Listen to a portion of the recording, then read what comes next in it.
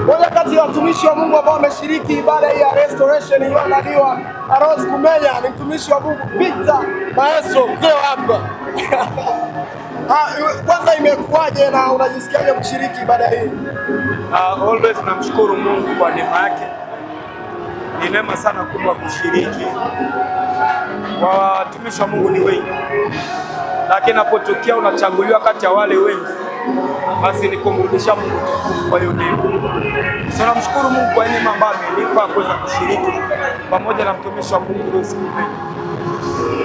Moja kati ya vitu ambavyo tunaviona unavifanya vizuri ukiwa kwenye stage, tunajua unafanya huduma, lakini energy unayokuwa nao ni energy kubwa na namna ambavyo unaweza kucontrol wimbo. Sasa mimi napenda kufahamu unatumia muda gani ikiwa wimbo ni wa mtu mwingine unashirikishwa kuushika wimbo na kuingia kwenye wimbo? Mimi namshukuru Mungu nina neema fulani. Ukinipa nafasi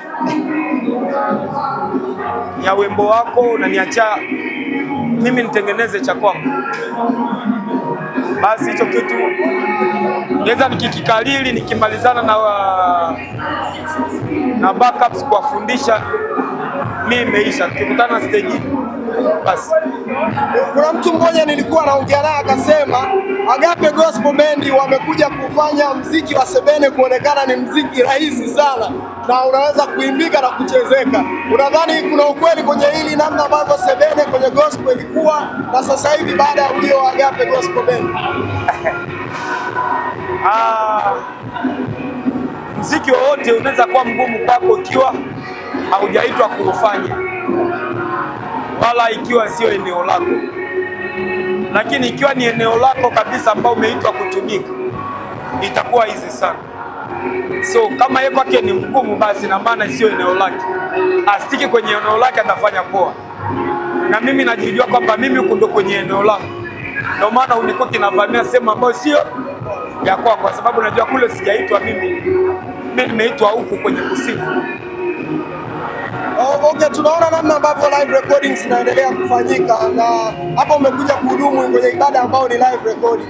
Muziki wa Injili umefika kwenye hatua gani mpaka tunaona, kwa sababu tunajua ni gharama kubwa sana zinatumika kuandaa ibada kama hizi.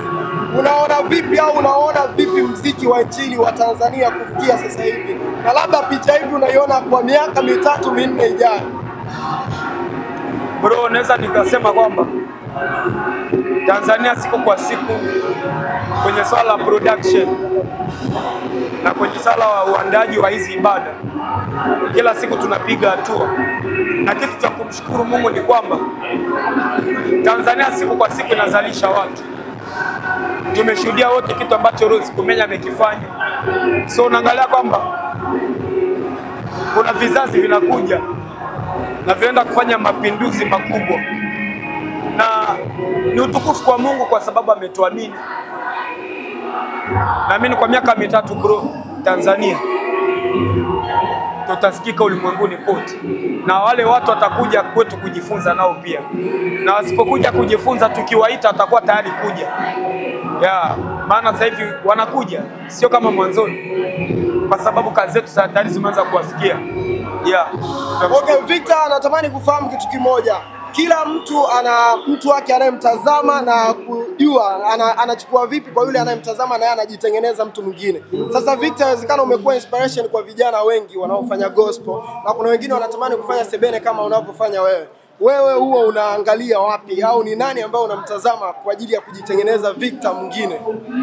Naweza nikakwambia, mimi nikikwambia kuna mtu mmoja anayemsikiliza itakuwa na kudanganya.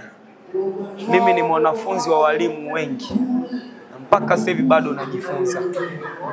Mimi napenda kusikiliza muziki wote mzuri. Yaani yote mimi nasikiliza watumishi wa Mungu wanavyofanya. Sisikilizi sebene tu.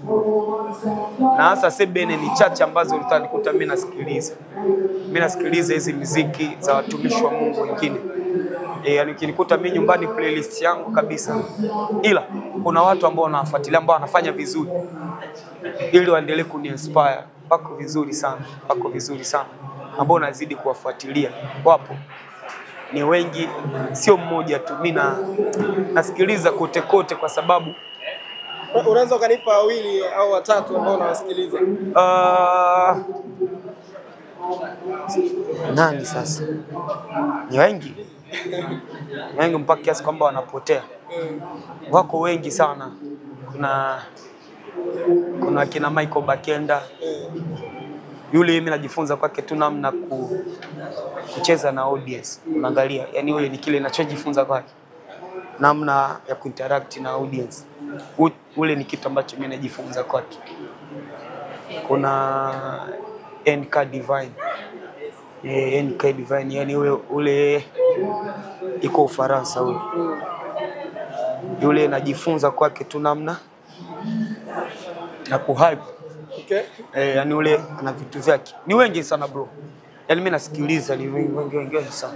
Mwisho kabisa, Victor, unafikika kwa urahisi ndio maana unapata nafasi ya kushirikishwa na waimbaji wengine kama hawa, au ni namna gani mahusiano yako na waimbaji wengine mpaka unapata nafasi kama hizi?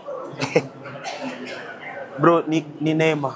Ukijisikia kwamba mimi nafaa kuja kutumika na utanitafuta utanipata. Ni neema tu. Yani ukiona kwamba mimi nimepata neema machoni pako ili nishiriki na wewe, utanipata kwa vyovyote vile. Ndio hivyo. Hamna complications zozote. Wote ambao umeona nimefanya nao basi nimepata neema machoni pao.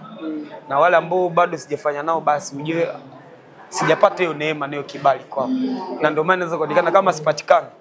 Lakini mimi napatikana ikiwa nimepata, yani ameona kwamba kwa hii Victor nitajika. Shukrani. Asante. Shukrani.